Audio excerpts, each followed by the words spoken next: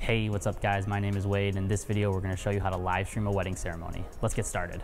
So right now we're in downtown Cleveland. We're actually up in the balcony at this church because we wanted to be as discreet as possible. We actually think you get the best angles up here because when we've been down on the floor for a wedding, people stand up, get in front of the cameras, mess up our shots. So when we're up here, obviously no one's gonna be tall enough to block our camera angles. So let me show you all the cameras we have set up. All right, for our first camera angle here, we're using our Blackmagic Pocket 6K camera with a 24-70 Canon lens, and this is actually going to be our wide shot. The reason we like using this camera is it gives us a really crisp, clean image, and also it works really, really well in low light. We're running this connection via HDMI all the way over to a decimator, then SDI back to our Blackmagic switcher. So for our second camera angle, we're using a Sony NX5R. So this camera can be up in the balcony and zoom in all the way to where the priest is talking. One thing that I highly recommend getting if you do get a camera like this, or kind of any camcorder, is a Zoom Rock controller here. So when I run this camera, I'm right here, I'm moving the camera around, but I'm able to zoom in and out with this controller, which I love. And it has a nice little record button, so you can just hit record and go. So let me tell you the third camera. You can't really see it up here because we actually have it down there, kind of almost on the floor. It's a Sony action camera. We're actually sending the signal wirelessly via HDMI with our Mars 300s. And we love putting it down there just because it gives you a different perspective, gives you a different view that you wouldn't get anywhere else except on the live stream. So now if we actually show you our production table where everything's plugged in, those three cameras, audio and stuff like that.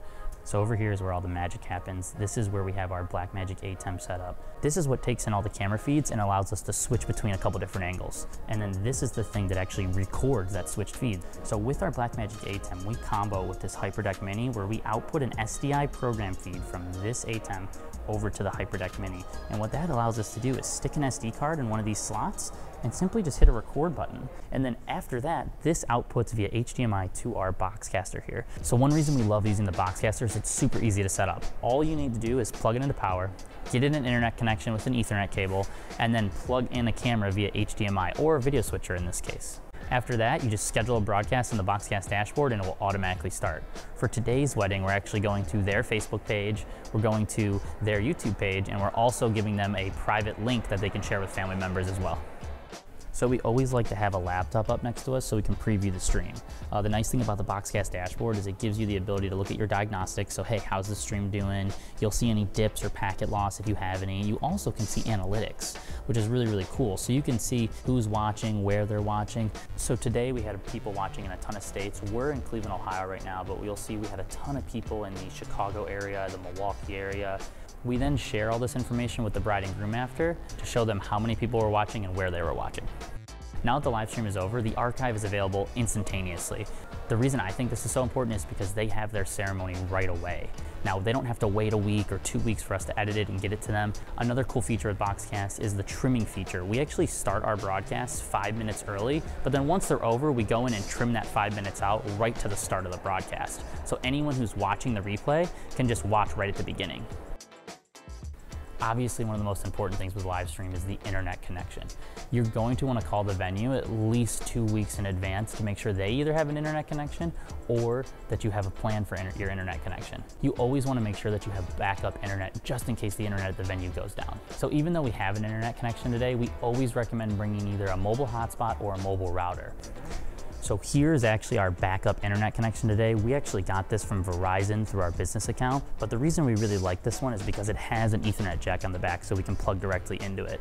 We were recently at a church where they told us they had an internet connection, they were gonna be fine, they were already live streaming. When we showed up and plugged into their internet, it wasn't working. It wasn't getting our Boxcaster online. Luckily, we had this as a backup. So you might be wondering how we're getting audio today. We're actually getting a direct feed from the church, which is great. So we're actually outputting that into a wireless Sennheiser kit and sending it back up here so we don't have to run this super, super long XLR cable back to our setup. We also have another little microphone that we've taped to a speaker down on the floor. It's a really, really good backup to have. Just in case the church's audio maybe comes in too hot, we plug those audio feeds directly into our Yamaha mixer here. We actually plug both of them in via XLR, and then we output XLR to our switcher so we can get audio to the stream. All right guys, so I know we crammed a ton of different stuff into this video and we didn't have time to go into all the details of the stuff. We're actually starting this live stream here in about 30 minutes. So me and Josh need to get on the cameras, get on the switcher. But if you guys have any questions, put them in the comments below and be happy to help.